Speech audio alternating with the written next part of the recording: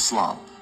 One of the reasons I had to abdicate from the masjid is there was too much cultural imitation going on.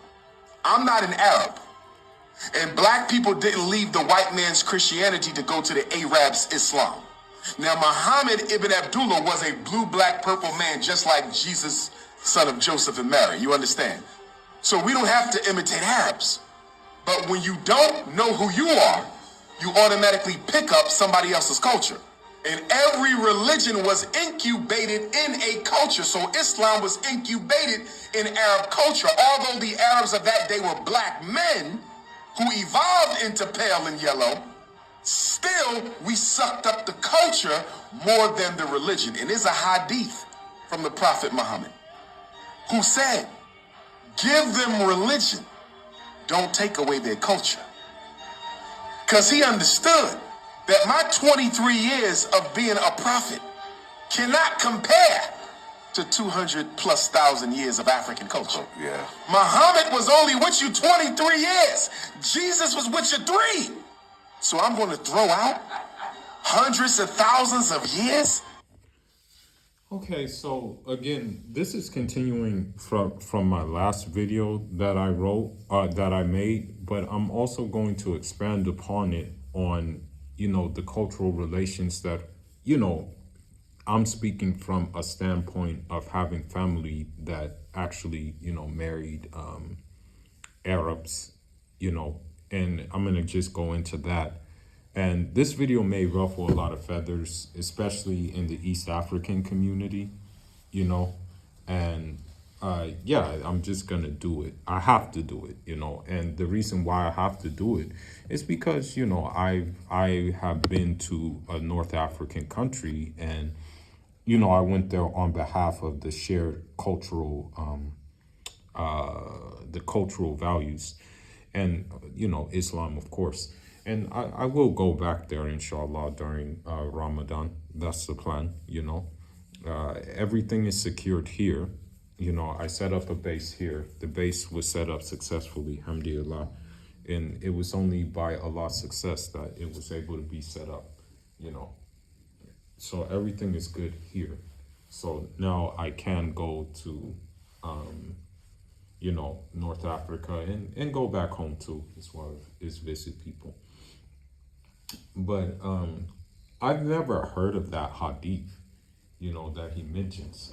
I've never heard of it, basically.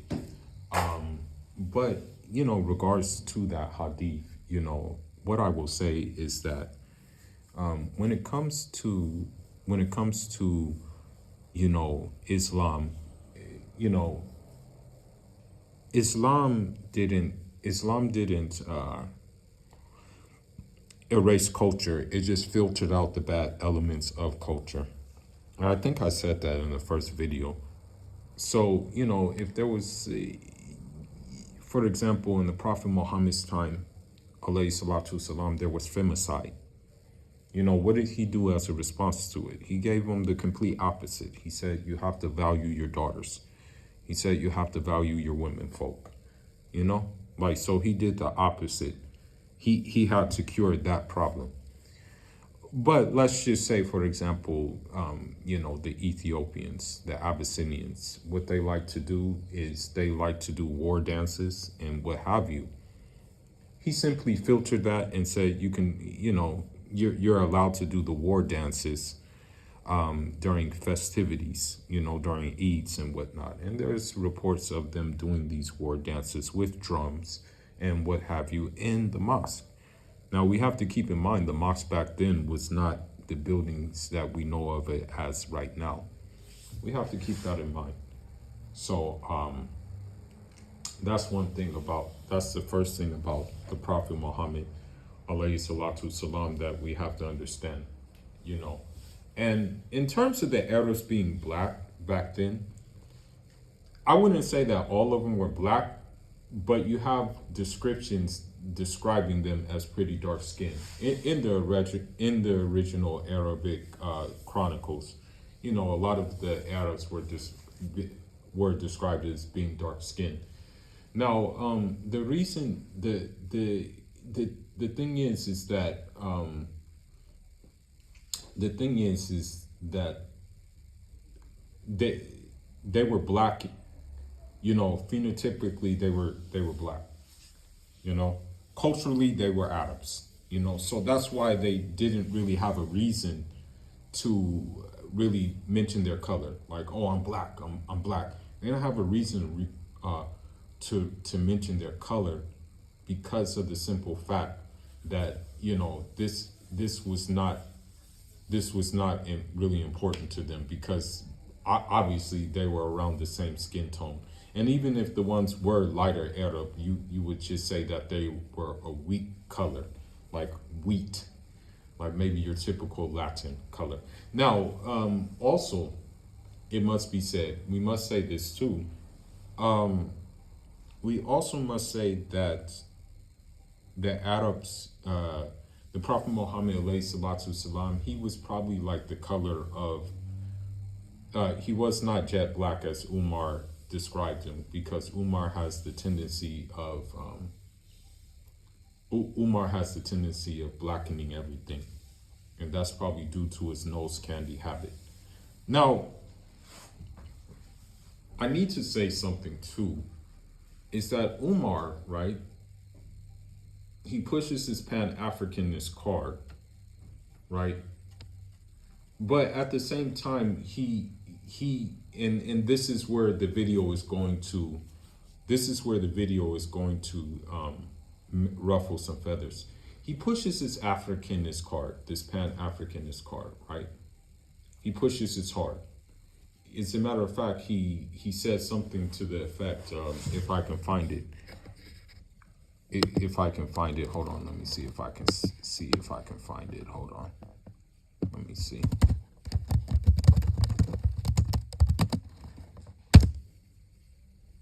Hold on, let me see if I can find the video.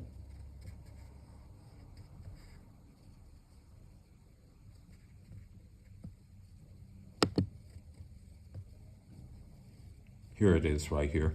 Talking about you unapologetically African, but you afraid to say that you worried about your people's problems. Ain't nobody helping us.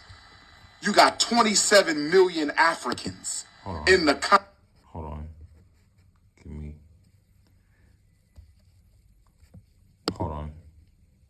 Ain't nothing wrong with free Palestine, but I want to know why you ain't say free Haiti. I want to know why you ain't say free Somalia. I want to know why you ain't say free Congo. I want to know why you ain't say free Ethiopia. I want to know why you ain't say free South Africa. That's what I'm talking about.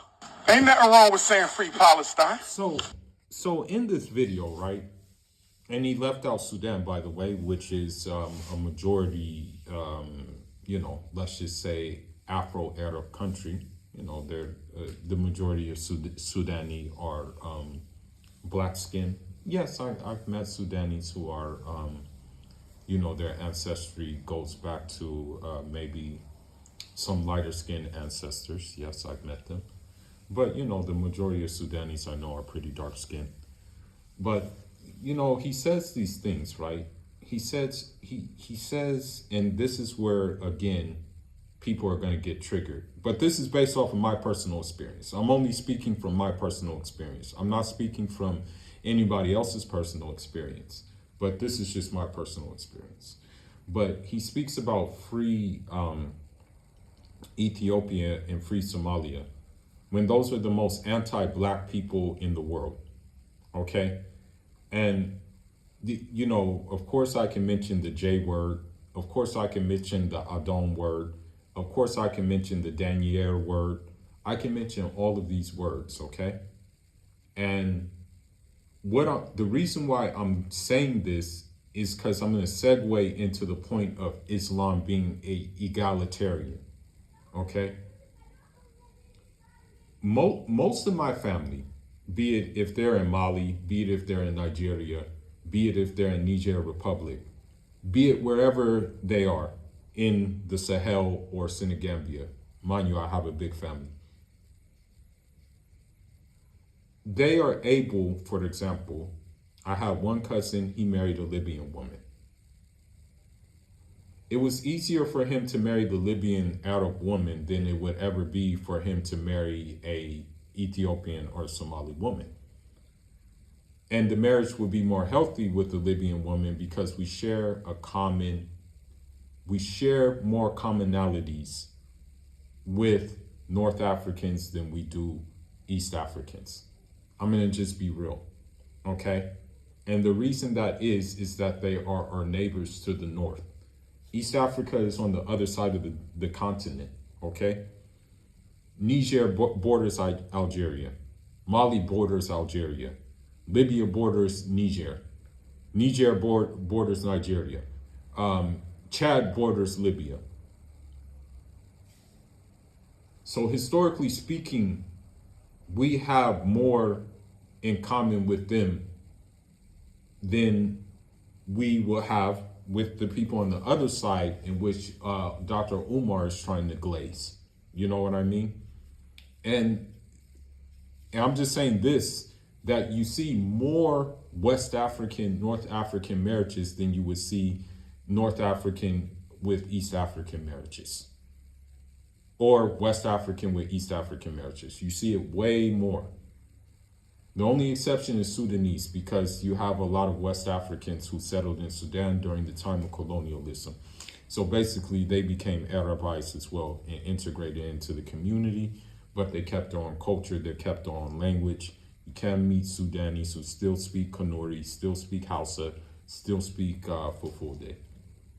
By the way, mi halan Fulfulde, mi halan Pular, mi fahimi Pular, okay? Pular, Pular, Jengin, Indimin, Indorin, Ko Pulaku. But anyhow, back to the point. Okay, so when you look at even on the professional sphere, you have Ousmane Dembele, his wife is Moroccan. Michael Olise, his mother is Algerian, his father is Nigerian. Now, I don't think his father is Muslim, so I don't condone that. I don't advocate for this kind of marriage at all. No, sir. You have Kylian Mbappe, same thing. Father is Cameroonian, mother is Algerian. Now, I don't think the father is a Muslim Cameroonian. But again, I've had cousins who have married Libyans. I've had cousins who have married Moroccans. I myself am being courted by a Algerian woman, and she likes me off the merit that, that I take, because we need Arabic for the religion. The religion is based off of Arabic, okay? The language, that's the language of the religion. However, it's not the language of African culture, okay? It's just that, certain manuscripts are kept in the Arabic language. So I say this to say that Islam is egalitarian. And yeah, people are going to mention, I would be stupid not to mention the anti-blackness that exists in North Africa. It would be very stupid not to mention these things, right? But at the same time, right, we find ourselves more integrated among them than you would ever be integrated in East Africa. You hear these these passport bros like caping, they're like glazing Ethiopia, glazing these places. And the reason why they're glazing these places is because they're able to get away with more. They can't do the same things in Algeria as they do in Ethiopia. You know what I mean? Algeria is a very conservative country, so, the average Nigeria Hausa man, average Nigerian Fulani man, the average Nigerian Muslim, wherever he's from, he goes to Algeria and, it's business as usual. But he wouldn't, it wouldn't be the same thing as if he went to Somalia. He would hear like Jareer and all those other type of words, you know. And so I say this because I say this to say that, for example, and I can't really pull up a video on this because I would be looking for videos for days, but on a scholarship level, you have, for example, and I don't advocate for this, this is messed up, but you had the guy from Timbuktu, Ahmed Baba. What happened with that is that, you know, he got deported to Morocco, but he was teaching in Morocco. He was more knowledgeable than most of the faqirs in Morocco at the time, fuqaha. He was more knowledgeable than them, you know. But when the opportunity arose for him to go back to Timbuktu, he decided to go back to Timbuktu. Now, granted, there were more than 300 people in Morocco who prayed for him to stay. But he made dua that he never goes back to Morocco, you know? And his dua was obviously answered because he's buried in Timbuktu. So, and then you also had North African students who actually came to, you know, West Africa to learn Islam as well. There was an inter-exchange, you know what I mean? There's really no records of like West Africans going to East Africa to learn Islam. Although they swear up and down that they were the ones who taught us religion. And, you know, no disrespect, but none of my teachers were Ethiopian or Somalia. My teachers were Sudani, Mauritanian, Senegalese, and I also have a teacher who is from America who studied in these places. You know what I mean? He studied in the places in which I named. So I say this to say, not to cause division because we're one ummah. I say this to say that, you know, it's very disingenuous for Dr. Umar to do certain things like that when he knows damn well that if he were to go to the communities in which he says that he needs to support, it wouldn't be that kind of party. Me personally, I'm just saying this as me personally. I feel more at ease around North Africans than I ever would around like East Africans, with the exception of Eritreans. And if you count Sudan as that, with that exception too. So with that being said, I'm going to end this video, and with the title, I hope it's appropriate. I hope it's appropriate for the video, but I just want to say that. And I want to bring one last point. You know, even one North African scholar, his name was Abdul Karim al-Magili. He went on a teaching tour because he was too, I guess he was like too forward and too real he was too real with the order of the time pertaining to those people who wear the small hat. So he went to Gao, he went to Air, I think he went to Jene, he went to Kano, he went to Katsina on teaching tours. And they welcomed him in open arms. They welcomed him with open arms. So there always has been this kind of solidarity between us. It's just a matter of weeding out the insecurity and the racism that may exist from the North African context. But for the most part, bro, like that thing is satire. You know, if you're solid and things like that, you're pretty much in. You know what I mean? So that's what I'm saying is that this kind of thing where where Dr. Umar tries to make this division is weird. Now, another thing that needs to be said too, and I know I said I was gonna end the video, but thoughts keep on coming to my head. Another thing too that I find funny is that the same East African women, because this has happened to me, and I don't give a crap, to be honest. I don't give a crap. Same East African women will accuse me of being anti-black and self-hating, and you know damn well that